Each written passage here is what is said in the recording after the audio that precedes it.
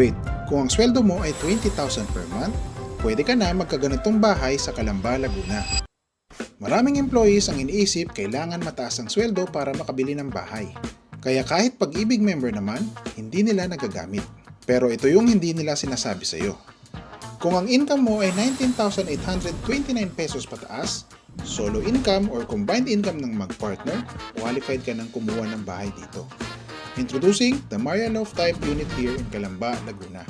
For as low as 6,940 pesos lang per month via Pag-ibig Financing, 5,000 pesos lang ang reservation fee.